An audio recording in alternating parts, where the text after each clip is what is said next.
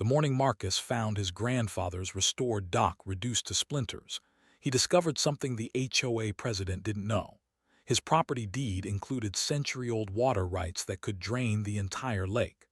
What started as Karen's petty vendetta ended with $15 million mansions perched on cracked mud, their boat docks hanging in empty air, while Marcus stood at his valve control, watching her perfectly manicured world collapse into the lake bed below. Marcus Chen stood at the edge of his property, staring at what used to be a dock. Not just any dock, the one his grandfather had built by hand in 1983, the one Marcus had spent 3 months restoring with original materials, the one that held 40 years of family memories. Now it was driftwood scattered across Lake Haven's pristine surface. "That vindictive witch," he muttered, pulling out his phone to photograph the destruction. His neighbor, old Jim Patterson, shuffled over from his own property, shaking his head. "I tried to warn you last night.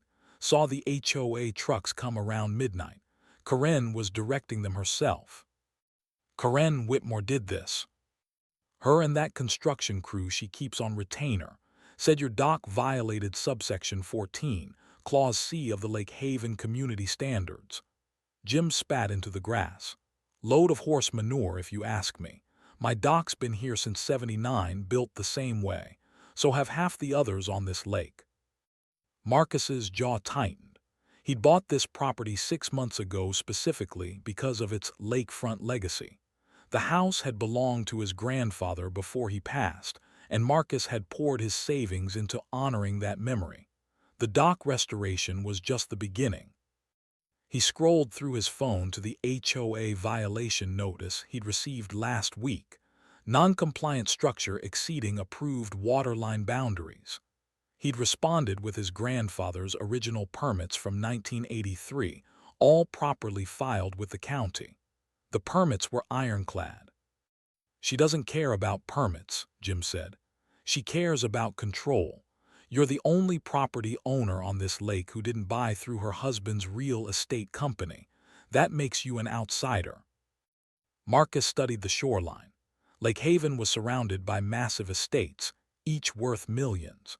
When he'd purchased his modest 1,200 square foot cottage on 2 acres, he'd paid $380,000, a fraction of the neighboring properties. Karen Whitmore's Mediterranean-style mansion across the cove had sold for $4.2 million 3 years ago. His phone buzzed, a text from an unknown number. "Next time follow community standards, KW." "She's not even hiding it," Marcus said, showing Jim the message. "File a police report, sue the HOA." "I will." Marcus photographed everything, then noticed something odd. Near where his dock had been anchored, the water level seemed lower than usual. He could see the old concrete pilings his grandfather had set, now exposed a full 6 inches more than they should be. "Has the lake level dropped recently?" Jim squinted at the water. "Now that you mention it, yeah. Past 2 weeks, maybe 8 inches total, probably just the drought." But Marcus was already thinking. He'd found a metal box in his grandfather's workshop last month, filled with old documents. Property deeds, survey maps, water rights documentation from the 1920s. He'd skimmed through them but hadn't paid much attention. Until now. He spent the afternoon at the county clerk's office. The board clerk brought him file after file of historical property records. And there it was, buried in a 1923 deed transfer. Riparian water rights for the Chen property, grandfathered in when Lake Haven was still called Chester's Mill Pond. More importantly, diversion rights. His great-great-grandfather had owned the mill that created the original pond. When the property was subdivided in 1945 and the pond expanded into Lake Haven, those original water rights had been preserved in perpetuity. The documents were crystal clear. The Chen property maintained legal control over the primary inlet feed that supplied 60% of the lake's water. Marcus's hands trembled as he photographed each page. This couldn't be real. He asked the clerk to verify. "These are legitimate," she confirmed. Pre-1950 water rights in this county are considered superior rights. They supersede modern regulations in most cases. You'd need a water attorney to confirm the exact scope, but based on this, your family has legal claim to divert the creek that feeds this lake. Marcus left the courthouse and drove straight to a law office. Jennifer Torres, a water rights attorney, reviewed his documents for 2 hours. "This is extraordinary," she finally said. "Do you understand what you have here?" "Tell me." "Your family has the legal right to divert up to 100% of Chester Creek, which is now the primary water source for Lake Haven. The lake exists only because Chester Creek was dammed and expanded, but your ancestral property predates that expansion, and your water rights were explicitly preserved." She looked up, eyes sharp. "You could legally drain that entire lake if you wanted." "That's insane." "It's also legally sound. Now, you'd need to file proper notices with the county and the state water board. There'd be environmental impact considerations. But your HOA has zero authority over your water rights. In fact," she smiled grimly, "your water rights supersede their entire existence." Marcus felt his pulse quicken. What would happen if I diverted the creek? The lake level would drop, significantly. Over the course of a few months, it could drop 15, maybe 20 feet. The fancy boat docks, the shoreline amenities, the property values predicated on lakefront access, all of it would be compromised. And it would be completely legal.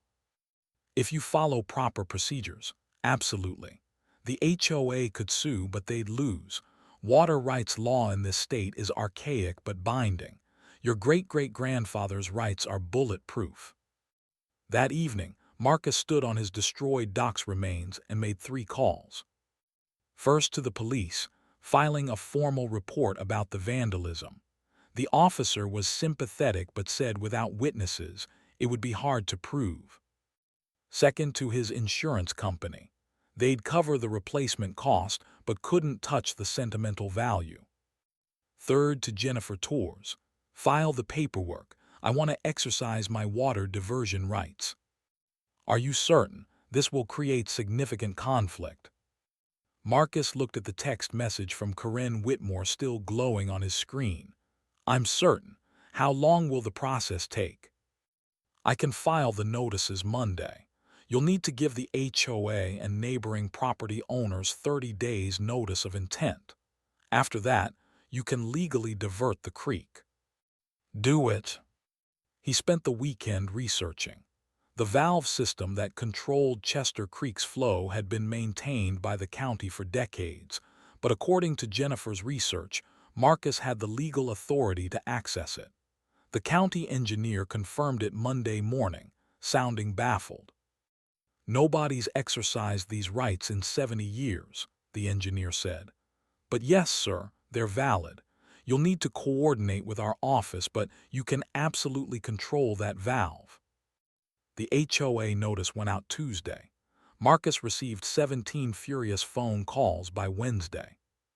Corinne Whitmore arrived at his door Thursday evening, flanked by 2 HOA board members. This is absurd, she snapped. You can't drain a public lake because your little dock got removed for code violations. Marcus stood in his doorway, arms crossed. It's not a public lake. It's a private lake created by damming a creek my family has water rights to, and my dock didn't get removed. It was destroyed illegally in the middle of the night. You have no proof. He held up his phone, showing her text message. You sent this from your personal number. Her face reddened. I was speaking on behalf of the HOA's architectural standards. By ordering my property destroyed, I've filed a police report. My attorney is preparing a lawsuit, and in 23 days I'm diverting Chester Creek. One of the board members stepped forward, a silver-haired man in golf attire. Mr. Chen, let's be reasonable. What do you want? We can compensate you for the dock, issue a formal apology. I want you to understand that your rules don't apply to me. They never did. My property rights predate your HOA by 80 years. Corinne's eyes flashed. You're doing this out of spite. I'm doing this because you destroyed something precious to me and thought you'd get away with it. Actions have consequences, Corinne. We'll sue. We'll have those water rights invalidated. Try, my attorney says you'll lose badly. Marcus stepped back toward his door. 23 days, you might want to move your boat. As they left, he heard Corinne hissing to the board members about emergency meetings and legal action. Marcus closed his door and pulled out the old photographs of his grandfather standing on that dock, young Marcus as a child beside him, both holding fishing rods and grinning. "This one's for you, Grandpa," he whispered. The countdown had begun. The HOA emergency meeting was held in Corinne Whitmore's sprawling mansion, her marble foyer packed with 43 furious homeowners. Marcus wasn't invited, but Jim Patterson attended and reported back. "They're panicking," Jim said, sitting on Marcus's porch that night. "Corinne's hired 3 different law firms. They're all saying the same thing: your water rights are legitimate." "Good." "Not good, Marcus. These people are talking about making your life hell. Fines for every tiny violation they can dream up, harassment campaigns. One guy suggested buying your property for triple value just to get control of those rights." Marcus sipped his beer. "My property isn't for sale." "They're also saying you'll destroy the entire lake ecosystem. Endangered fish, protected wetlands, the whole environmental angle." That gave Marcus pause. He'd been so focused on justice that he hadn't fully considered the ecological impact. He called Jennifer Torres first thing Friday morning. "I've already consulted with an environmental attorney," she assured him. "Chester Creek predates the lake. It's a natural waterway that was artificially dammed. Returning it to its natural course isn't environmental destruction, it's environmental restoration. The State Water Board might require a mitigation plan, but they can't stop you from exercising your rights." "What about the fish?" "Lake Haven is stocked with non-native bass and trout for recreational fishing. There are no endangered species. The worst-case scenario is that wealthy people lose their waterfront property premium. That's not an environmental catastrophe." Marcus spent the weekend working on a plan. He didn't actually want to permanently drain the lake. He just wanted Corinne and the HOA to understand they'd gone too far. He asked Jennifer about partial diversion. "You could divert enough to drop the lake level 10 feet, she suggested. "That would expose most of the dock foundations and significantly impact property values, but it wouldn't completely eliminate the lake. It would make your point without total destruction." "How long would that take?" 6 to 8 weeks of full diversion. Then you could restore the creek flow and let the lake refill naturally. It would take months to return to current levels. Marcus considered this, and it's all legal. "Completely. Though I'd recommend documenting everything. The HOA will look for any procedural mistake." The following Monday, Marcus received a formal letter from the Lake Haven HOA's attorney. It threatened legal action, claimed his water diversion would constitute environmental terrorism, and demanded he withdraw his diversion notice immediately. He forwarded it to Jennifer. Her response came within an hour. "They're bluffing. File a counterclaim for the dock destruction. Demand $50,000 in damages, emotional distress, sentimental value, replacement costs. Force them to respond to your grievance." Marcus did exactly that. The lawsuit was filed Tuesday morning. Wednesday evening, a different HOA board member appeared at his door. Margaret Chen, no relation, despite the shared surname, was a retired judge who'd bought into Lake Haven 5 years ago. "I'm not here in any official capacity," she said when Marcus answered. "I'm here as someone who understands the law. May I come in?" Marcus hesitated, then nodded. They sat in his modest living room, surrounded by his grandfather's restored furniture. Your water rights are legitimate, Margaret said. I've reviewed the documentation myself, but I'm asking you to consider the broader impact. There are families in this community, children who swim in that lake, elderly people whose property values represent their entire retirement savings. Corinne Whitmore destroyed my grandfather's dock out of pure spite. I know, and she was wrong. The board was wrong for not stopping her. Margaret leaned forward. But two wrongs don't make a right. What do you actually want here, Marcus? He met her eyes. I want acknowledgement. I want an apology. I want my dock rebuilt exactly as it was at the HOA's expense. And I want a written agreement that my property rights will never be challenged again. That's reasonable. Let me take that to the board. Corinne will never agree. Margaret smiled thinly. Corinne doesn't speak for the entire board. Some of us are starting to realize she's a liability. The next board meeting was equally contentious. According to Jim's report, Margaret had proposed Marcus's terms. Corinne had rejected them outright. She said you're trying to extort the community, Jim said. Said she'd rather see the lake dry up than negotiate with a terrorist. She called me a terrorist. Yep, that's when Margaret stood up and called for a vote of no confidence. It got ugly.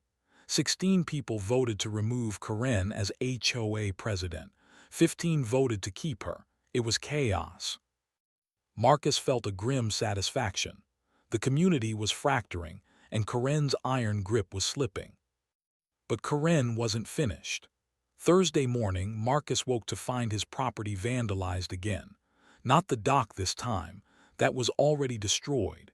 Instead, someone had spray-painted Lake Killer across his garage door in massive red letters. He called the police. The responding officer took photos and a statement but seemed skeptical anything would come of it.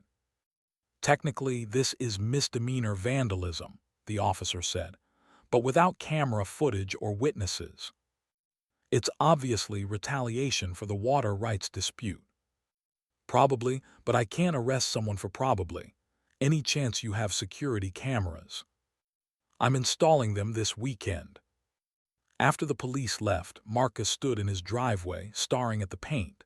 His hands shook with rage. This wasn't about the HOA anymore. This was personal harassment designed to drive him away. He called Jennifer Torres. I want to move forward with the full diversion, no partial measures. I want that lake dropped 20 feet. Marcus, take a breath. Don't make decisions when you're angry. I'm not angry. I'm done being reasonable with people who vandalize my property. The painted garage door strengthens your legal position, but it doesn't change the calculus. Full diversion will take months and create significant hardship for innocent people. They elected Corinne. They empowered her. They're not innocent. Jennifer sighed. As your attorney, I have to advise you that maximum disruption might feel satisfying, but it could complicate your lawsuit. A judge might view it as disproportionate retaliation. Marcus forced himself to think clearly. She was right. He couldn't let Corinne bait him into overreacting. Fine, partial diversion, 10 feet, but I want it started immediately after the 30-day notice expires. That's in 14 days. Good. That weekend, he installed security cameras around his entire property. 6 high-definition cameras covering every angle, feeding to a cloud storage system. Whatever happened next, he'd have evidence. Sunday afternoon, he was cleaning the spray paint off his garage when a BMW pulled into his driveway. A man in his 60s emerged, wearing expensive casual clothes and an apologetic expression. Marcus Chen, I'm Richard Whitmore, Corinne's husband. Marcus set down his paint scraper. Come to threaten me too. Actually, I came to apologize. Richard looked genuinely uncomfortable. My wife has strong opinions about community standards. She took things too far with your dock. I've told her that repeatedly. Yet here we are. Here we are. Richard glanced at the half-cleaned graffiti. Did she do this? Can't prove it. But you suspected. Marcus didn't answer. Richard pulled out his checkbook. I want to write you a check for $75,000. That should cover your dock reconstruction, the vandalism cleanup, legal fees, and significant compensation for your distress. In exchange, I'm asking you to withdraw the water diversion notice. Your wife destroyed something irreplaceable, then sent me a gloating text message. Money doesn't fix that. I understand, but draining the lake will hurt a lot of people who had nothing to do with Corinne's decisions, including me. Richard's voice cracked slightly. My wife and I are having serious problems. This situation has revealed sides of her eye. I don't like what she's become, but our home is in that community. Our savings are invested in that property value. Marcus felt a twinge of sympathy but pushed it aside. You should have controlled your wife before she escalated to property destruction. You're right, I should have. Richard put the checkbook away. The offer stands, think about it, please. After Richard left, Marcus sat on his porch and genuinely considered the offer. $75,000 was significant money. He could rebuild the dock, upgrade his property, and move on with his life. But every time he considered accepting, he remembered that text message. Next time, follow community standards. The arrogance, the assumption that she'd won, the casual cruelty. No, money wasn't enough. The 14 days passed slowly. Marcus documented everything, every hostile stare from neighbors, every whispered conversation that stopped when he approached, every piece of mail from the HOA attorney. On day 12, Margaret Chen visited again. The board has voted to offer you a formal apology and complete dock reconstruction, she said. We'll also amend the HOA bylaws to explicitly recognize your grandfather's property rights and exempt your parcel from certain architectural standards. What about Corinne? She's been removed as president. The vote was decisive once people understood the legal liability she'd created. Marcus felt satisfaction, but he pressed harder. Is she still on the board? Yes, we can't force her to resign. Then it's not enough. She destroys my property, humiliates me, probably vandalizes my garage, and the only consequence is losing a title. Margaret's expression hardened. What more do you want? Public flogging. I want her to feel what I felt, powerless, violated, watching something precious be destroyed. So you'll drain the lake. I'll exercise my legal water rights, yes. Margaret stood to leave. You're becoming what you hate, Marcus. You're becoming Corinne. The words stung, but Marcus refused to back down. The difference is, everything I'm doing is legal. Everything she did violated the law. Legal and right aren't always the same thing. After Margaret left, Marcus stood at his bedroom window, looking out at Lake Haven in the moonlight. The water was still beautiful, still peaceful. In 2 days, he would start the process of draining it. He thought about his grandfather, wondered what the old man would say. His grandfather had been tough but fair, a man who believed in consequences but also in mercy. Marcus pulled out his phone and stared at Corinne's text message one more time. Then he dialed Jennifer Torres. I need you to file one more document, he said, an amendment to the diversion notice. What kind of amendment? I want to offer a settlement one final time. Complete dock reconstruction, public apology from Corinne Whitmore specifically, $25,000 in damages, and permanent exemption of my property from HOA architectural review. If they accept within 48 hours, I'll withdraw the diversion notice. And if they don't? Marcus watched the moonlight dance on the water. Then the lake drops 20 feet, and they can live with the consequences. The settlement offer hit the Lake Haven HOA like a bomb. Marcus's phone exploded with calls and texts within hours of Jennifer filing the formal document. He ignored all of them except Margaret Chen's. This is your final offer, she asked. It is. I'll bring it to the board tomorrow. But Marcus, Corinne will never agree to a public apology. You know that. Then she can watch her property value plummet, her choice. The emergency board meeting lasted 4 hours. Jim Patterson texted Marcus updates every 30 minutes. Corinne is losing her mind, screaming about extortion. Richard Whitmore just stood up and told her to apologize.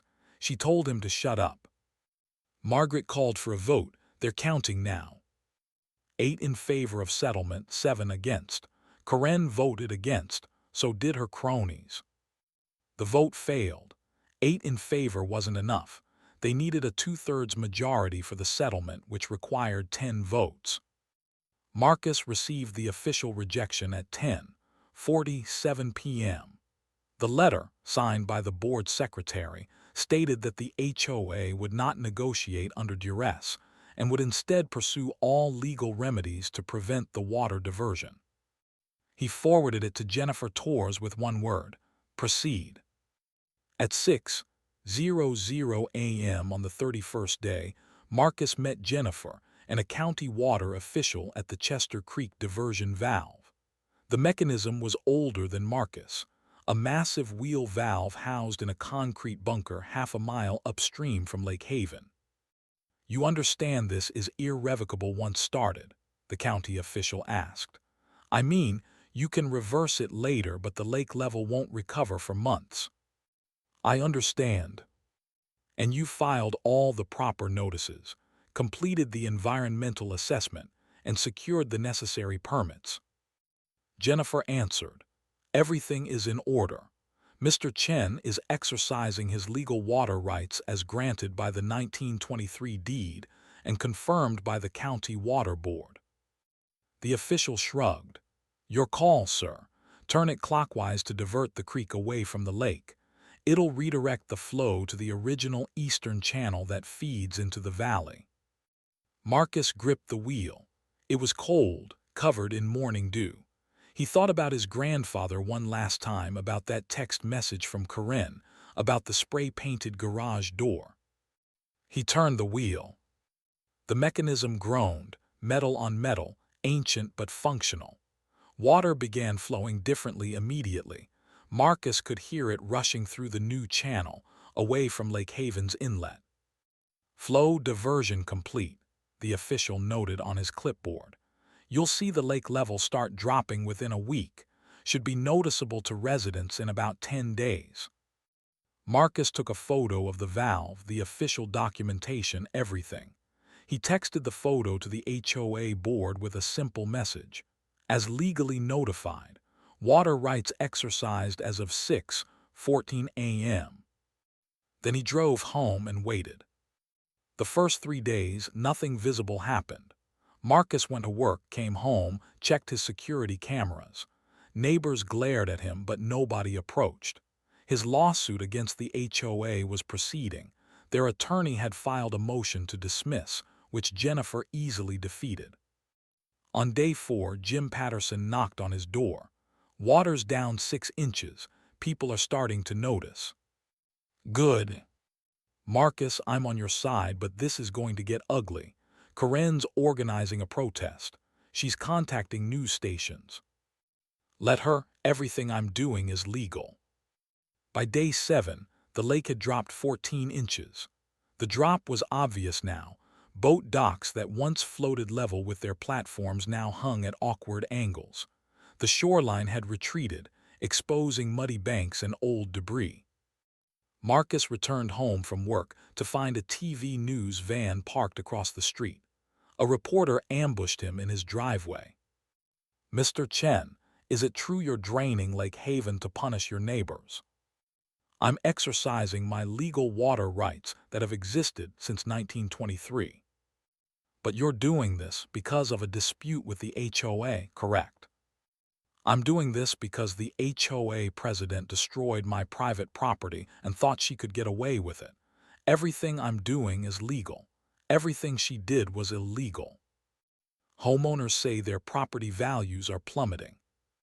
Homeowners should talk to Corinne Whitmore about why she thought destroying a grandfather's legacy was appropriate HOA enforcement. The segment aired that night. Marcus watched himself on the evening news, portrayed as both victim and villain. The reporter interviewed Karen, who cried on camera and talked about the devastation Marcus was causing to the community. "He's hurting innocent families," she sobbed. "Children swim in that lake. Elderly people have their entire lives invested in these properties. This is revenge, pure and simple." The reporter also interviewed Margaret Chen, who was more measured. "Mr. Chen's water rights are legitimate and predate our community by decades. This situation arose because of poor judgment by previous HOA leadership. We're working toward a resolution." But the damage was done. By morning, Marcus was trending on local social media. Lake Haven drainage became a thing. People who knew nothing about the situation weighed in with hot takes. Rich people crying about property values. Let them suffer. This guy is destroying the environment over a dock. Psychopath. HOA Karen's getting what they deserve. I love it. Doesn't matter if it's legal, it's morally wrong. Marcus tried to ignore it, but the harassment intensified. Someone left a dead fish on his doorstep. His security camera caught a teenager throwing eggs at his house at 2:00 a.m. An anonymous letter in his mailbox called him a sociopathic terrorist and suggested he should accidentally fall in the lake. He forwarded everything to his attorney and the police. The police filed reports but seemed overwhelmed by what was clearly becoming a community-wide conflict. 2 weeks in, the lake was down 4 feet. The change was dramatic. Expensive boat lifts hung useless above the receding waterline. Retaining walls built for specific water levels now jutted awkwardly into the air. The wealthy homeowners who'd paid premium prices for waterfront property now had near-water property with a mud bank. Marcus watched from his porch as a couple across the cove tried to reposition their boat dock. The husband was shouting in frustration, the wife on the phone, presumably with a contractor. Their dock, which had cost $40,000 according to Jim, was now completely useless. He felt a twinge of guilt. These people hadn't destroyed his dock, they were collateral damage. But then he remembered, they'd elected Karen. They'd empowered the HOA. They'd looked the other way when injustice happened to someone else, as long as it didn't affect them. Now it affected them. Day 16 brought a new development. A petition started circulating, signed by 32 homeowners, demanding the county revoke Marcus's water rights. Jennifer Torres laughed when she saw it. They can petition all they want.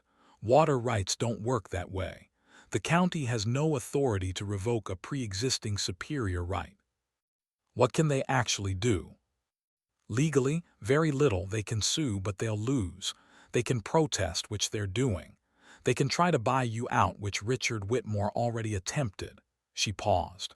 The real question is what they'll do illegally. Meaning desperate people make bad decisions.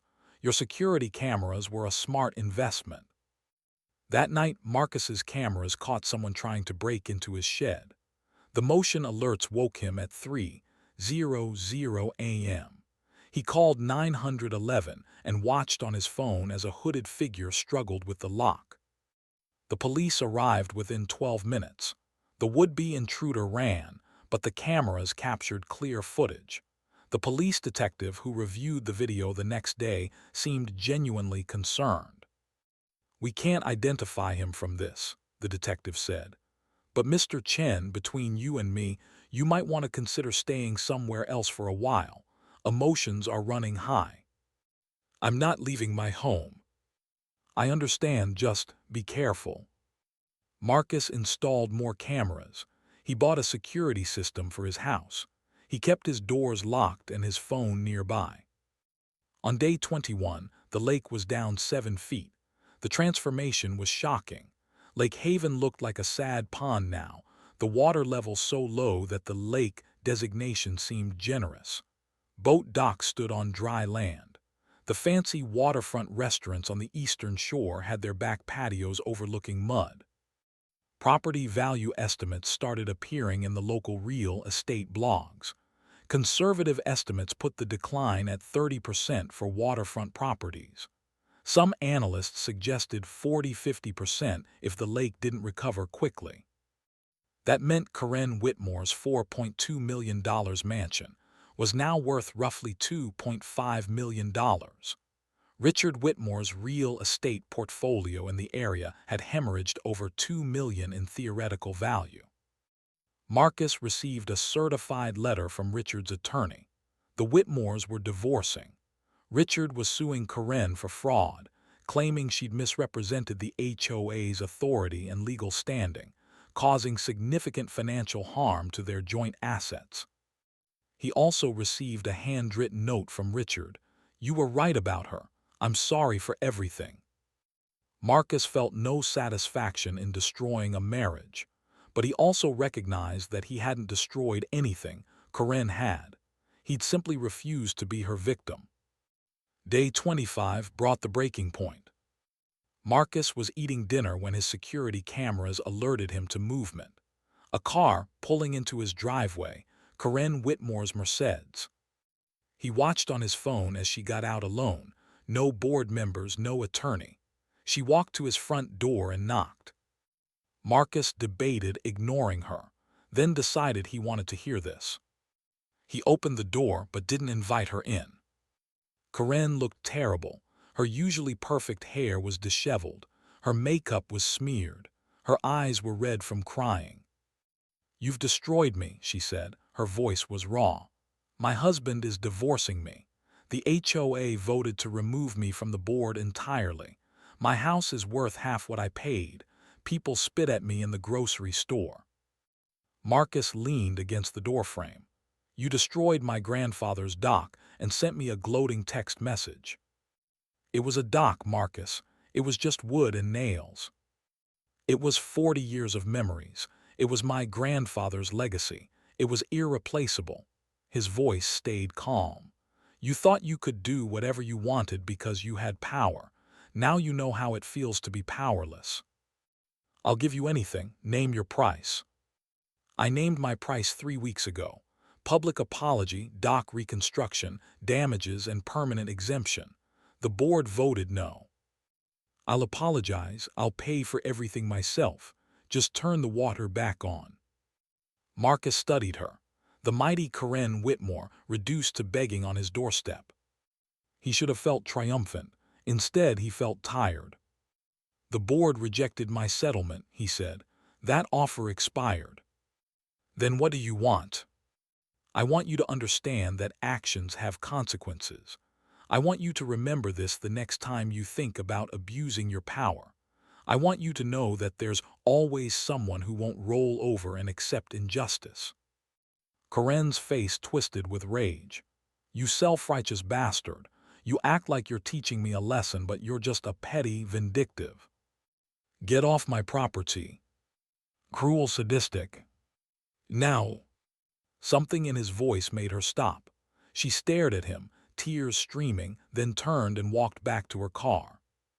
As she drove away, Marcus closed the door and sat down heavily on his couch.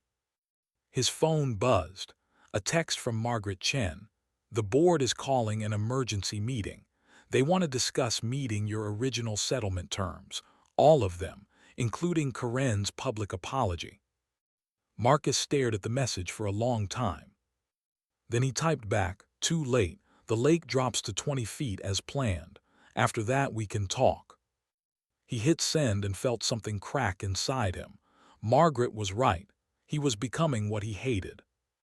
But he couldn't stop now. Part 4. The lake reached 10 feet down on day 32. The environmental transformation was complete. Lake Haven no longer looked like a lake. It resembled a large, muddy pond surrounded by exposed foundations, useless infrastructure, and dying vegetation. Marcus stood on his property line looking at what he'd done. The water that remained was murky, stagnant. The once pristine shoreline was now a wasteland of mud and debris. Boats sat abandoned on dry ground. Docks extended into nothing. His phone rang constantly. Reporters, attorneys, angry homeowners, desperate real estate agents. He answered none of them. Only Jennifer Torres got through. "The HOA has agreed to everything," she said. "Full settlement. Karen has signed a document agreeing to a public apology. The board is offering $40,000 in damages plus complete dock reconstruction to original specifications. They'll amend the bylaws to permanently exempt your property from architectural review. Marcus, they're giving you everything you asked for." When? "They want to hold a community meeting this Sunday. Karen will apologize publicly. The board will present the settlement. They're asking you to attend and agree to restore the creek flow immediately after." Marcus was silent. "Marcus, this is what you wanted, isn't it?" "It was a month ago." "What changed?" "I saw her face when she begged. I felt nothing, no satisfaction, no relief, just emptiness." He paused. "I think I went too far." "Then accept the settlement and end this." "The lake is at 10 feet. I said 20. You don't have to follow through on everything you threatened. You made your point." "Did I, or did I just become another bully with power?" Jennifer's voice softened. "Marcus, I've represented a lot of clients in property disputes. Most of them want revenge disguised as justice. But you wanted accountability. There's a difference. Karen destroyed your property illegally and faced no consequences until you forced the issue. What you did was extreme, yes, but it was legal and it created the accountability that should have existed from the start. By hurting innocent people. By forcing a corrupt system to acknowledge its corruption. The HOA enabled Karen for years. They knew she abused her power. They didn't care until it affected them personally. That's not your fault." Marcus walked to his bedroom window, the one overlooking the diminished lake. "What happens if I accept the settlement?" "You sign the agreement. Karen makes her public apology at the community meeting. The board pays the damages and commits to the dock reconstruction. You restore the creek flow that day. The lake refills over the next 4 to 6 months. And if I don't?" "You continue to 20 feet as planned. The lake becomes a mud hole. Property values crater further. Lawyers get richer. And you live with knowing you had a chance to end it and chose not to." Marcus closed his eyes. "Tell them I'll attend the meeting." Sunday arrived cold and overcast. The Lake Haven Community Center was packed with over 100 residents. Marcus arrived with Jennifer Torres, and the crowd's reaction was immediate. Hostile stares, angry muttering, a few people who wouldn't meet his eyes. Margaret Chen stood at the podium trying to maintain order. "Everyone, please. We're here to resolve this situation, not escalate it." Marcus took a seat near the back. Karen Whitmore sat in the front row, her husband noticeably absent. She looked small, diminished, nothing like the imperious HOA president who'd sent that gloating text message.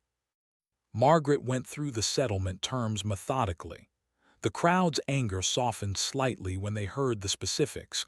Marcus wasn't demanding millions, wasn't trying to bankrupt anyone. He wanted accountability. Then Margaret called Karen to the podium. The walk from her seat to the microphone seemed to take forever. Karen's hands trembled as she unfolded a piece of paper. She stopped, swallowed hard. "I owe Marcus Chen an apology. I abused my authority as HOA president. I ordered the destruction of his property without legal justification. I did it because I was angry that he didn't buy his home through my husband's company, because I saw him as an outsider who didn't respect our community standards." Her voice cracked. "I was wrong. What I did was illegal and cruel. I texted him to gloat about it, which was unconscionable. I've lost my marriage, my position, and my reputation because of my own actions. None of that is Marcus Quote's fault. It's mine." She looked up directly at Marcus. "I'm sorry, truly sorry. I can't undo what I did, but I take full responsibility for it." The room was silent. Marcus stood slowly, every eye turned to him. "I accept your apology," he said, and I'll restore the creek flow today." The relief in the room was palpable. People actually applauded. Margaret smiled. Even Corinne's rigid shoulders relaxed slightly. But Marcus wasn't finished. "However," he continued, "I want everyone here to understand something. This didn't happen because Corinne is uniquely bad. This happened because you enabled her. How many of you knew she played favorites? How many knew she bent rules for friends and weaponized them against people she didn't like? How many watched her bully previous homeowners and said nothing because it didn't affect you?" The applause died. The room grew uncomfortable. "I'm not the villain here. I'm the person who finally had the power to fight back, but I shouldn't have needed century-old water rights to get justice. Your HOA should have had accountability built in. Your community should have stopped Corinne years ago." He looked around the room. "I'm restoring the water because it's the right thing to do, but don't mistake my mercy for weakness. And don't mistake this resolution for absolution. You all have work to do." He sat down. The room remained silent. Margaret quickly wrapped up the meeting. The settlement was signed. Marcus received a cashier's check for $40,000 and a contract guaranteeing dock reconstruction to begin within 30 days. Then he drove to the Chester Creek diversion valve with Jennifer and the county official. "You sure about this?" the official asked. Marcus gripped the wheel and turned it counterclockwise. The mechanism groaned as water began flowing back toward Lake Haven. "I'm sure." The drive home felt surreal. He'd won. He'd gotten everything he demanded. Corinne had apologized publicly. The HOA had paid. His dock would be rebuilt. So why did he feel so empty? He spent the evening alone, drinking beer on his porch, watching the sun set over the depleted lake. It would take months to refill, months during which property values would remain depressed, during which the community would heal slowly. His phone buzzed, a text from an unknown number. "Thank you for turning the water back on. My kids missed swimming. Ashley Hammond, 247 Lakeview Doctor." Then another. "You did what you had to do. Respect.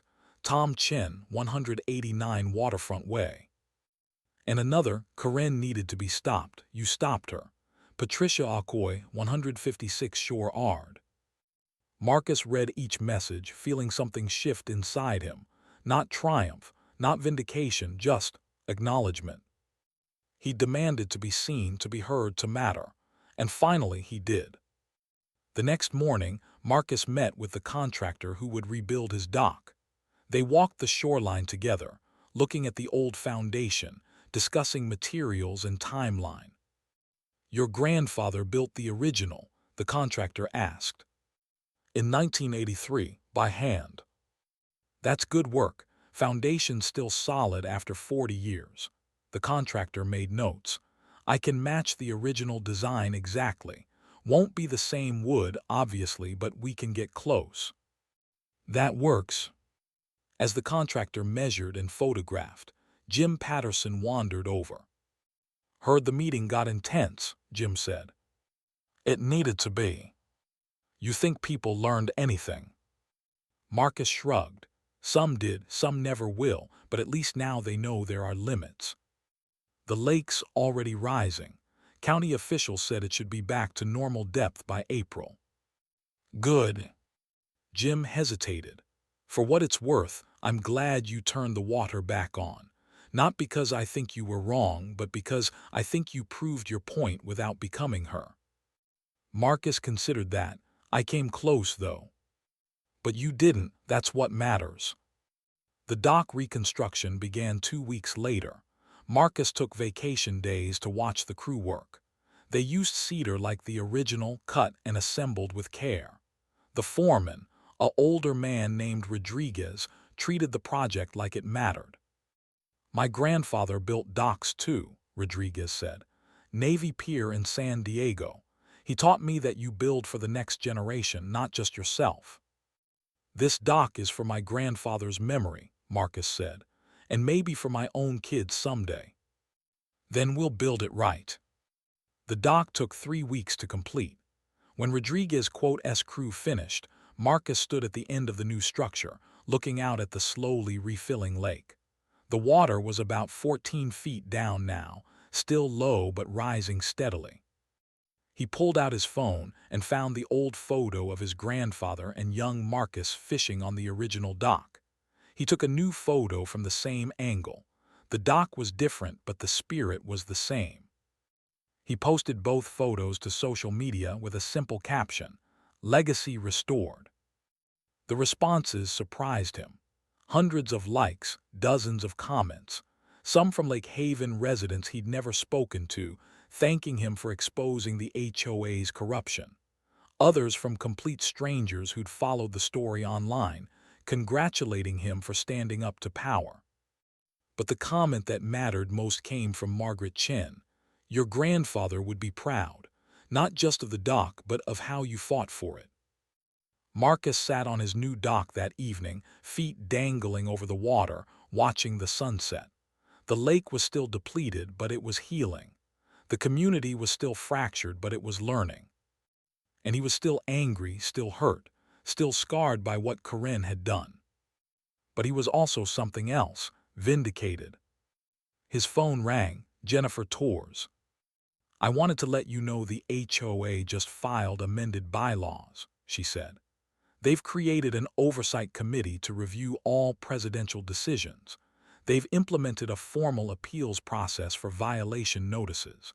And they've explicitly recognized pre-existing property rights for all grandfathered parcels. So Corinne can't do this to someone else." "Exactly. Your fight changed the system." After hanging up, Marcus lay back on the dock and looked at the stars. He thought about justice and revenge, about consequences and mercy, about the fine line between standing up for yourself and becoming the thing you hate. He'd walked that line, he'd teetered on the edge, but he'd stepped back before falling. The lake would refill, the community would recover, and he would move forward not as a victim, not as a villain, but as someone who demanded accountability and gotten it. That night, Marcus slept better than he had in months. Spring came to Lake Haven with unexpected gentleness. The lake level rose steadily, 6 inches per week, fed by the restored Chester Creek and seasonal rains. By mid-March, the water had climbed back to 16 feet, just 4 feet below its original level. Marcus watched the transformation from his rebuilt dock. Neighbors who'd been hostile months ago now waved tentatively. Some even apologized, admitting they'd been caught up in Corinne's narrative without understanding the full story. The property values began recovering, though real estate agents warned it would take years to fully restore the premium prices. Several homes went on the market, including Corinne Whitmore's mansion. Marcus learned through Jim Patterson that Corinne had moved to Phoenix to live with her sister. The divorce from Richard was finalized in February. She'd signed over her share of the Lake Haven property in exchange for keeping her retirement accounts. Richard had the house listed for $2.8 million, well below its peak value but realistic given the market conditions. "Think he'll sell it?" Marcus asked Jim one afternoon. "Eventually. He's got no reason to stay, too many bad memories." Marcus understood that. Some damage couldn't be repaired with time alone. The new dock became something more than just a structure. Neighbors started asking if they could fish from it, if their kids could swim off it, if they could take photos at sunset. Marcus said yes more often than not. The dock that had been a symbol of conflict became a symbol of community. In April, Marcus received an unexpected visitor, a woman in her 70s carrying a photo album. "Mr. Chen, I'm Dorothy Patterson, Jim's mother." Marcus recognized her from the HOA meetings but had never spoken to her directly. "Please, call me Marcus. I wanted to show you something." She opened the album to a photograph from 1985. A young Asian man stood on a dock holding a massive fish, grinning proudly. "That's your grandfather, Henry Wright." Marcus's breath caught. "Yes, how did you?" "He taught my boys to fish on that dock, spent whole summers out here with them. Jim was 8, Tom was 6. They adored Henry. She turned the page. Look. More photos. Henry Chen with young boys, showing them how to bait hooks, how to cast, how to be patient.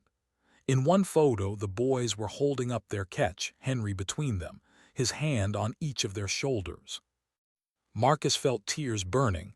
I didn't know. Henry was the heart of this lake before it became Lake Haven, before the big houses and the HOA and all the politics. He believed water should bring people together. Dorothy closed the album. What you did, standing up to Corinne, Henry would have supported it, but turning the water back on.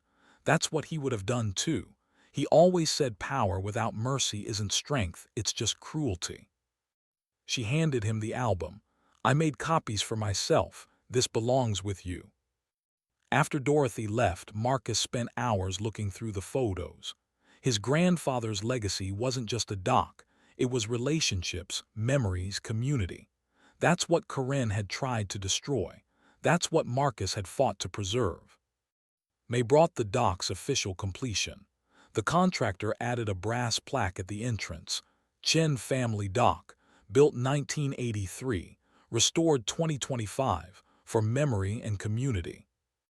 Marcus organized a small ceremony.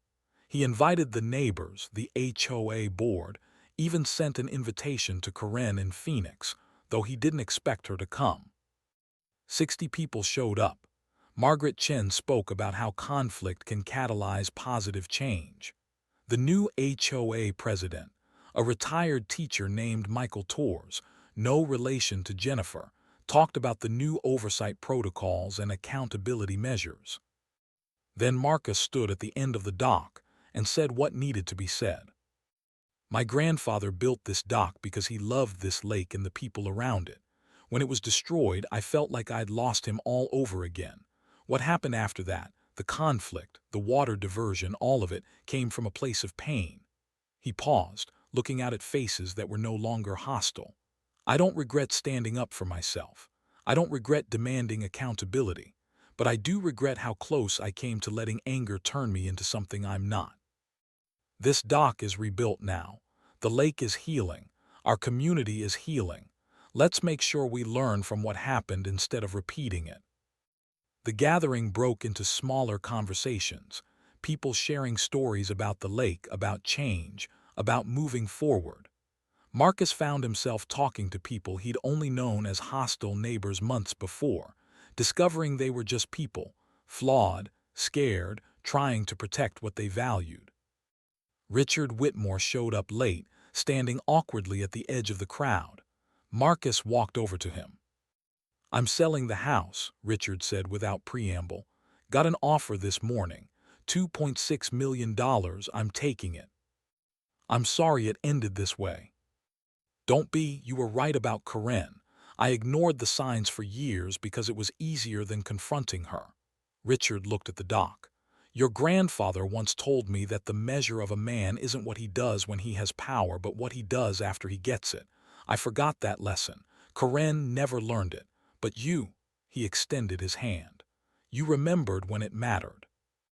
They shook hands, and Richard walked away toward his car. Marcus never saw him again. June brought the full refill. The lake reached its original level, the water clear and inviting, the shoreline restored to its pristine state. Property values stabilized, then began climbing again.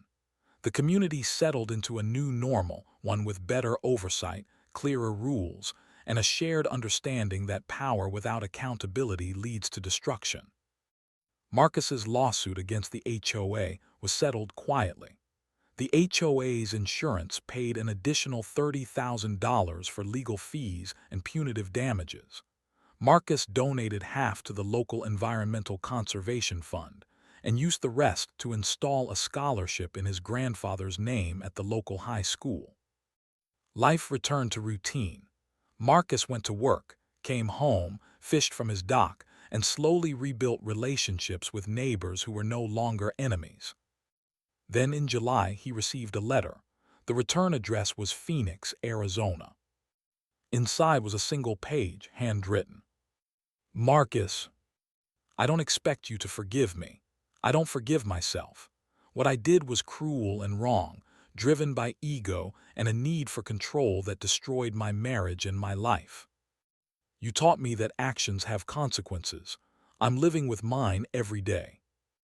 I'm in therapy now, working through why I became the person who could destroy something precious out of spite. It's hard work, facing who I was. I'm not asking for redemption. I just wanted you to know that your fight wasn't for nothing. I'm changing, slowly, painfully, but I'm changing. I hope your doc brings you the peace and connection your grandfather intended. Karen. Marcus read the letter 3 times. He felt no triumph, no vindication, just a quiet sadness for everyone who'd been hurt by the conflict. He wrote back, Karen, I accept your apology. I hope you find peace. The dock is beautiful, the lake is full, life goes on. Marcus. He mailed it that afternoon, then walked down to his dock. The evening sun painted the water gold. A family of ducks paddled past. In the distance, he could hear children laughing as they jumped off someone's rebuilt dock. Marcus pulled out the photo album Dorothy had given him, found his favorite picture, his grandfather with those 2 boys, everyone smiling, the lake sparkling behind them, and took a similar photo of himself on the new dock. He texted it to his cousin Sarah with a message. Thinking about coming back next summer with your kids. Teach them to fish like Grandpa taught me. Her response came quickly. They'd love that, so would I. Marcus smiled, put the phone away, and cast his line into the water. The lake had been a battleground, but it was a sanctuary again now. Not because the conflict had never happened, but because people had learned from it. His phone buzzed one more time. A text from Jennifer Torres. Saw the dock dedication photos online. Beautiful work. How are you doing? Marcus typed back, better, the anger's gone, just peace now. Good, that's what justice should feel like. He set the phone aside and focused on fishing, on the rhythm of cast and retrieve, on the patience his grandfather had taught him. The sun set slowly, painting the sky in shades of orange and purple, reflected perfectly in Lake Haven's restored waters. A fish tugged at his line. Marcus smiled and began to reel it in, thinking about his grandfather, about legacy, about the difference between revenge and justice, about mercy and accountability. He'd walked through fire to get here. He'd made mistakes. He'd gone too far and pulled back just in time. But he'd also stood up when standing up mattered, refused to be a victim, demanded that actions have consequences. And in the end, he'd helped build something better than what existed before. The fish broke the surface, a decent-sized bass fighting hard. Marcus brought it in carefully, unhooked it gently, and released it back into the lake. For next time, Grandpa, he said softly. The lake rippled outward from where the bass had splashed, circles expanding and overlapping, spreading toward all the restored docks and all the rebuilt lives, carrying forward the legacy of a man who'd built something with his own hands and a grandson who'd fought to preserve it. Marcus stayed on the dock until the stars came out, until the lake was dark and peaceful, until he felt completely at home in the place his grandfather had loved. Then he walked back to his house, turned on the lights, and began planning his next project. Not revenge, not justice, just life. Building instead of destroying. Creating instead of fighting. The lake was full, the dock was rebuilt, the community was healing. And Marcus Chen at last was at peace.